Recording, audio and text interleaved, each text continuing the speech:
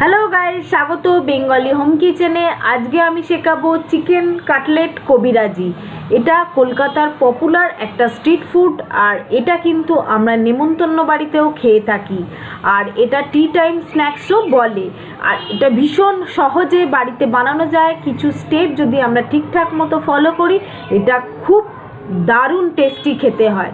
অবশ্যই আপনারা এই রেসিপিটা ট্রাই করে আমাকে জানাবেন। তাহলে এই চিকেন কাটলেট কবিরাজি বানাতে কি কি ইনগ্রিডিয়েন্টস লাগছে চলুন দেখিয়ে দিই। আমি বড় বড় চিকেনের পিসগুলোকে মিক্সিতে একদম মিহি করে বেটে নিয়েছি, এটাকে মাইল্ড চিকেন বলে। আর এটা আপনারা চাইলে কিমাও করে নিয়ে আসতে পারেন দোকান থেকে, ভালো করে ধুয়ে তারপর মিক্সিতে বেটে নেবেন। এরপর যেগুলো লাগছে সেগুলো লাগছে গোলমরিচ গুঁড়ো, পেঁয়াজ কুচি, টেস্ট মতো নুন, আদা আর রসুন বাটা, আমি আদার সাথে কাঁচা লঙ্কা একটু বেটে নিয়েছি, ধনে গুঁড়ো, জিরে গুঁড়ো আর গরম মশলা গুঁড়ো। লাগবে কুচনো ধনে পাতা, লাগবে ময়দা 1 টেবিল স্পুন, 2টো ডিম, আপনারা যতগুলো করবেন তত ডিম লাগবে, আর লাগবে ব্রেড ক্রাম্ব। এর জায়গায় টোস্ট বিস্কুটকে গুঁড়ো করেও আপনারা নিতে পারেন। ফার্স্টে আমরা চিকেন কিমাটাকে ভালো করে মাখিয়ে নেব। দিয়ে দিচ্ছি আদা আর কাঁচা লঙ্কা বাটা, এবার দিচ্ছি রসুন বাটা, এবার দিচ্ছি ধনে গুঁড়ো, জিরে গুঁড়ো আর গরম মশলা গুঁড়ো, তারপর দিচ্ছি টেস্ট মতো নুন,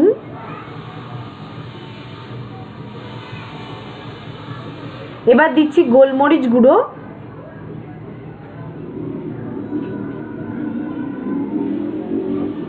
তারপর দিচ্ছি পেঁয়াজ কুচি, পেঁয়াজটাকে খুব ছোট ছোট করে কুচিয়ে নেবেন। তারপরে দিলাম ধনে পাতা,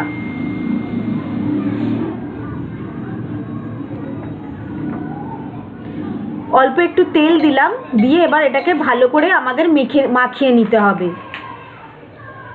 তেল দিলে চিকেনের মিশ্রণটা যেটা মাখা হচ্ছে মন্ডটা এটা নরম থাকে, তাই অবশ্যই একটুখানি তেল দিয়ে দেবেন।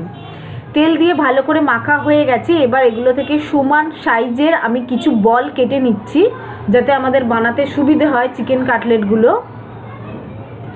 এইভাবে আপনারা চিকেন কাটলেটও বানাতে পারেন, আর চিকেন কাটলেট কবিরাজিও এইভাবেই বানাতে পারেন, যেটা কাটলেট করে খেয়ে নিলে কাটলেটের মতো হয়ে গেল, আর কবিরাজি করে খেলে মানে ডিমে ঝুরি করে খেলে সেটা কবিরাজি হয়ে গেল।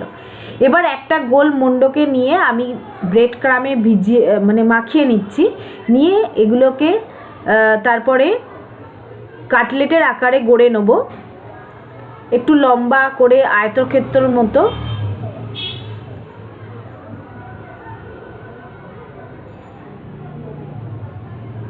আমার ইনগ্রেডিয়েন্টসের ডিটেলস কিন্তু ডেসক্রিপশন বক্সে দেওয়া থেকে, প্লিজ চেক করে নেবেন কত কি পরিমাণ নিয়েছি এবং কি কি নিয়েছি। এইভাবে আমরা সবগুলোকেই চিকেনের কাটলেটের আকারে গড়ে নেব। যে মাংস মাখাটা মেখে নিয়েছি সেগুলোকে একই পদ্ধতিতে,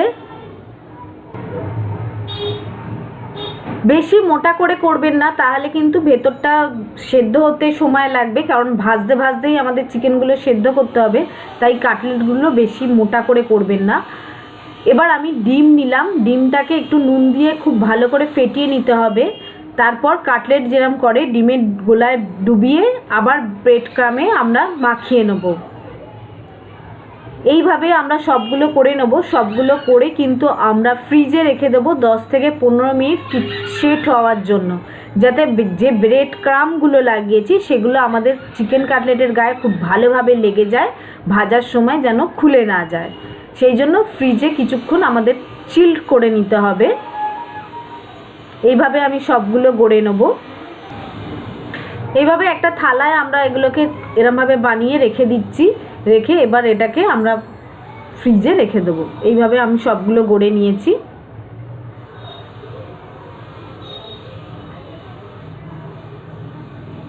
এবার এটাকে আমি ফ্রিজে রেখে দেবো 10 থেকে 15 মিনিট। 15 মিনিট বাদে আমি ফিরে আসছি।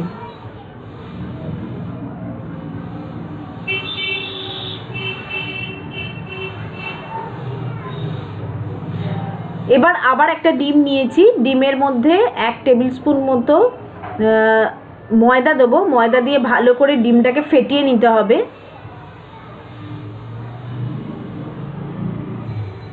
আপনারা যত ঝুরি খাবেন তত কিন্তু এই ডিমটাকে বেশি করে ফেটাতে হবে, মানে বেশি ডিম নিতে হবে, তবে একটা ডিমে একটা কবিরাজি হয়।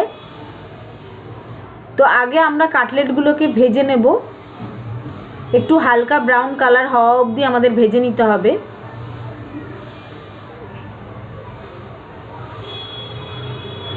দেখুন হালকা লাল ব্রাউন কালার হয়ে গেছে, এইভাবে আমাদের ভেজে নিতে হবে।